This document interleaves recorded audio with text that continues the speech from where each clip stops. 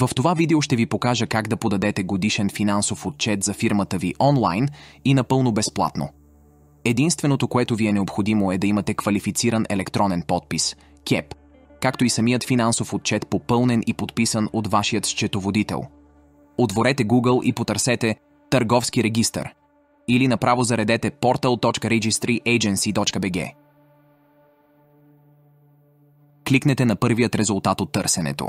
Ще ви се зареди страницата на агенцията по вписванията. За да можете да подадете ГФО, ще трябва да се логирате в системата, кликайки на менюто Потребител. Кликнете върху Вход от падащото меню. Ако нямате регистрация в системата, ще трябва да преминете първо през този процес, като кликнете на бутона Регистрация.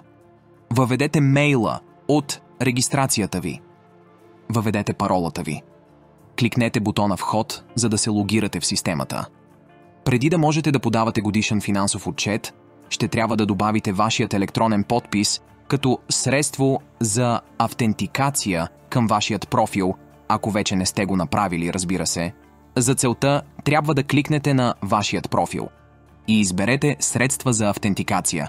Натиснете бутона Добави сертификат, след което системата ще разпознае вашият квалифициран електронен подпис и ще ви поиска потвърждения за добавянето му като средство за автентикация.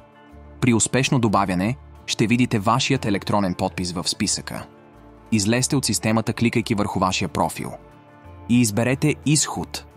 Върнете се обратно към начална страница и отидете до страницата за вход в системата.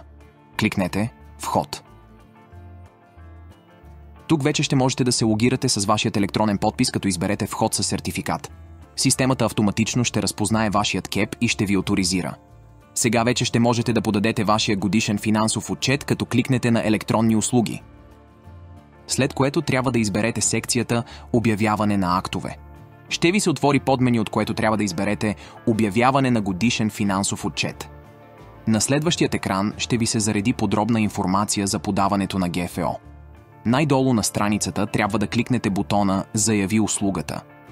Въведете вашият ЕИК или ПИК. След като сте въвели вашият ЕИК, кликнете на бутона Провери. Системата ще открие вашата фирма и ще можете да преминете на следващата стъпка, като натиснете бутона Продължи. Натиснете отново бутона Продължи. На тази страница трябва да попълните данните на заявителя. Ако подавате ГФО като собственик на фирмата, трябва да попълните вашите данни. Ако ГФО се подава от вашият счетоводител, трябва да имате нотариално заверено пълномощно, което да предоставите заедно с годишният финансов отчет. След като сте попълнили данните, трябва да изберете като какъв подавате отчета.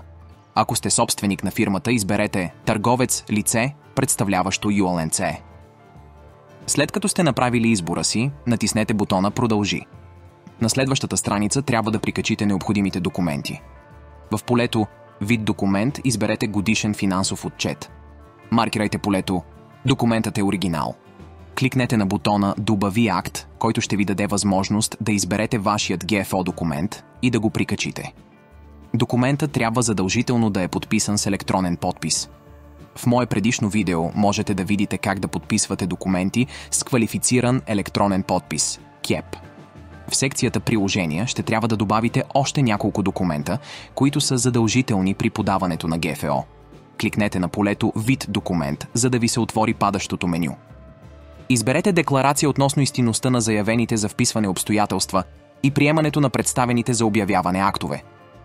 Бланка на декларацията можете да откриете, като отворите в нов прозорец страницата на Търговския регистър и в търсачката напишете Декларация члопет 11,4 и натиснете Търси.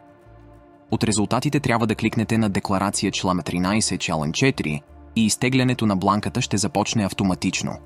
След като сте попълнили и подписали декларацията с електронен подпис, се върнете обратно на страницата на агенцията по вписвания и маркирайте полето Документът е оригинал. Натиснете бутона Избери файл, за да прикачите декларация. След като прикачите декларацията, кликнете отново на полето Вид документ. От падащото меню изберете Декларация, че заявлението и приложените към него документи са предоставени от заявителя. Тази декларация можете да откриете, като в нов прозорец отворите началната страница на Търговския регистър и кликнете на Образци на документи. На следващата страница кликнете Декларации. Кликнете на линка Декларация от 14 февруари 2007 година, за да изтеглите бланката. След като попълните бланката и я подпишете с електронен подпис, се върнете обратно на страницата за подаване на ГФО и маркирайте полето «Документът е оригинал». Кликнете на бутона «Избери файл» и прикачете подписаната декларация под Shell. 62. Когато сте готови, натиснете бутона «Продължи». На следващият прозорец в секцията «Съгласие за получаване на отказ или указания по електронен път», маркирайте полето «Съгласен съм» и въведете вашият имейл. По този начин много по-бързо и лесно ще получите указания от Агенцията по вписвания в случай, че нещо трябва да се коригира. В противен случай ще трябва да ги чакате по пощата и да загубите много време.